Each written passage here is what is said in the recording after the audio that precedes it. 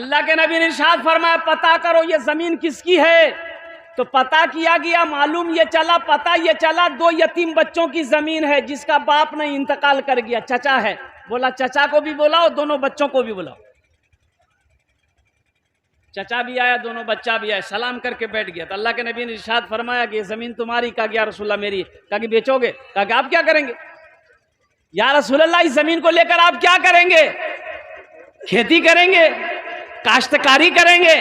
तो अल्लाह के नबी ने जवाब दिया नहीं नहीं, अगर ये जमीन तुम बेचोगे तो इस जमीन को खरीद कर हम इसमें अल्लाह का घर बनाएंगे। सुभान अल्लाह बोले तो माशाअल्लाह।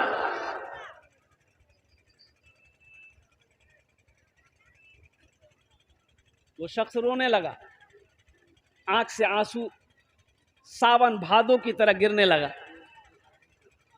उससे पूछा गया रोते क्यों? जमीन नहीं बेचनी है तो मत बेचो, रोते क्यों? कोई जबरदस्ती है? तो वो शख्स कहने लगा या रसूलल्लाह मैं इसलिए नहीं रो रहा हूं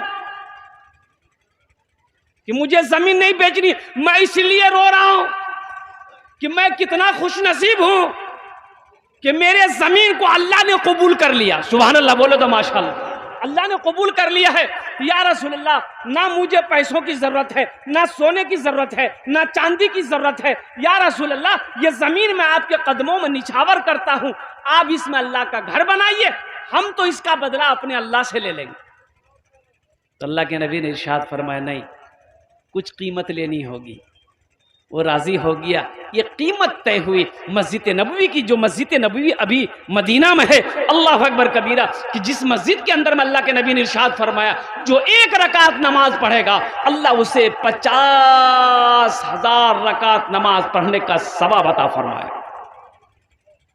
एक रकम तय की गई, वो जमीन वाला राजी हो गया। तो मजमे में से एक सहाबी खड़ा हुआ, कहा या रसूलल्लाह मस्जिद नबवी की जमीन की कीमत जो तय हुई है उस कीमत को मैं अकेले अदा करूंगा। सुभान अल्लाह बोले तो माशाअल्लाह।